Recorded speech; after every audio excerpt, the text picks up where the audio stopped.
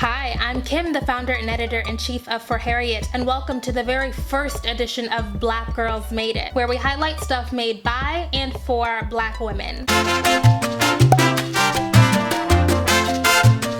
So Black women send me a lot of stuff, and I buy a lot of stuff for Black women.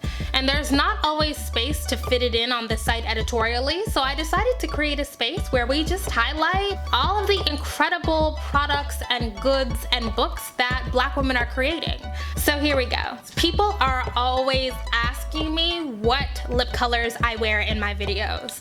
And 9 times out of 10, it's going to be a liquid lipstick from Colored Raine. Right now, I'm wearing Tootsie as we are moving out of fall and winter into the spring, summertime. I'm gonna go back to my other old faithful Cherry Blossom. So there it is, a beautiful bluish red, I believe they call it. But glossy lips are coming back in style. I bought some gloss from a new company that I've been hearing about called Pnk Digger.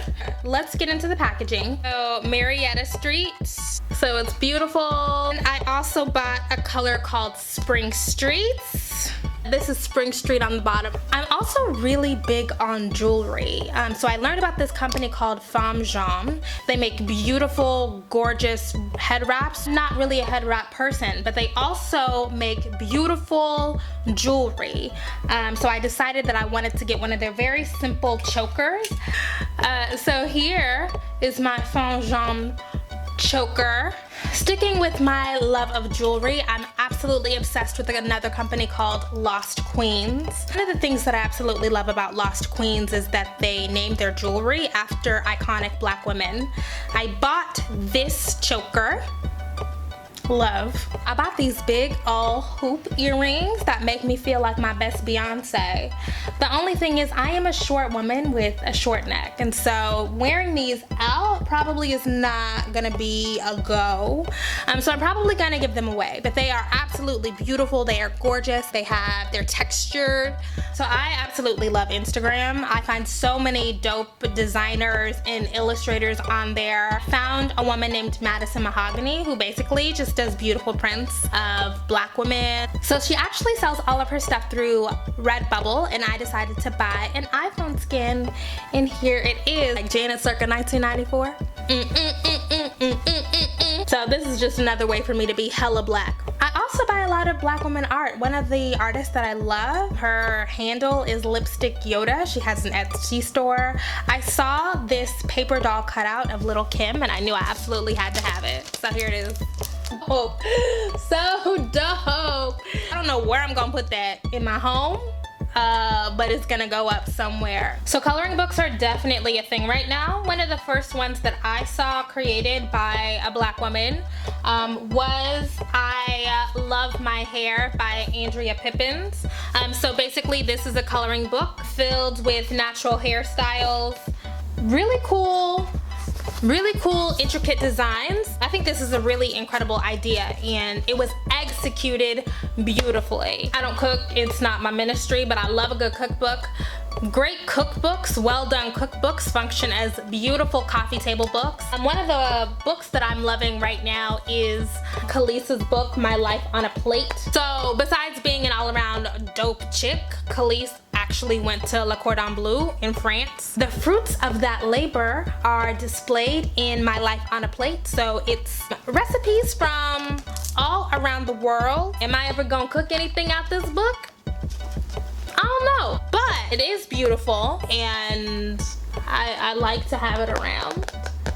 So a book I actually really might cook something out of one day. A cookbook called Grand Baby Cakes by Jocelyn Delk Adams. So one of the reasons why I absolutely love this cookbook, despite the fact that I ain't never cooked anything out of it, is I love how Jocelyn really incorporates the idea of intergenerational legacy, of taking a recipe that you got from your mom or your grandma and really thinking through what that means and the relationship that we have with the food. So not only does it have all of these beautiful recipes, beautiful pictures of just stuff that reminds you of your grandma, but it really communicates something about the culture of food and the history that we have with food, particularly comfort food like sweets. I really love that. For Harriet recommends a lot of books because I am a big book reader. Right now, everybody's been talking about Shonda Rhimes' book, Year of Yes, where Shonda basically talks about how she made a promise to herself that whenever an opportunity would come her way, whenever a request was made of her, that she would say yes to it. So listen, I can't endorse that all the way, but in reading this book, it did help remind me to be open. I think sometimes we are closed off reflexively, and so reading Shonda Rhimes, who is one of the most successful women in entertainment, really emphasizing the need and necessity of being hardworking, being driven, but also being receptive to the opportunities and the things that life throws your way. I think it's a really good reminder for me, and really anybody else. Next book that I really loved is this history called Remaking Respectability, African American Women in Interwar Detroit, written by Victoria W. Wolcott. So right now I'm really interested in the idea of respectability. Somebody recommended this book to me when I said on Twitter that I'm really interested in knowing more about the historical foundations of respectability. And so maybe respectability is not what we assume it to be. Maybe it's more than what we assume it to be. So what I found in doing more digging on respectability and what it means today and what it has meant in the past is a lot of the ways that we use it contemporarily are divorced from its history, divorced from its origins. It has been incredibly interesting. It's really important for me as somebody who is invested in the project of liberation to always be reminded that nothing that we're doing is new. Very few of the concepts that we're working with and through are new. And so I love to look back and just see where we've come from, see how we can build on that framework, expand that framework, really to create new solutions. And the final book that I am working my way through right now is Fracture by Joy Ann Reid. So the full title of the book is Fracture: Barack Obama, the Clintons, and the Racial Divide. As Hillary Clinton is racing toward the Democratic presidential nomination, there have been lots of questions about the racial rhetoric that she has employed in the past. And I think that those are very, very fair questions. And so I wanted to make sure to pick up this book just to get a better understanding of how the Clintons have used race in their political lives, not just Hillary, but also her husband. But in this book, Joy Ann Reid, who used to have a show on MSNBC, she used to be the editor at thegrio.com, I believe. And now she's just a really dynamic political commentator. She also does a really good job of tracing the ways that race has been used in politics historically. Mixing analysis with history, with cultural commentary. It's a really, really strong book. I am right now wearing a shirt by Philadelphia Printworks.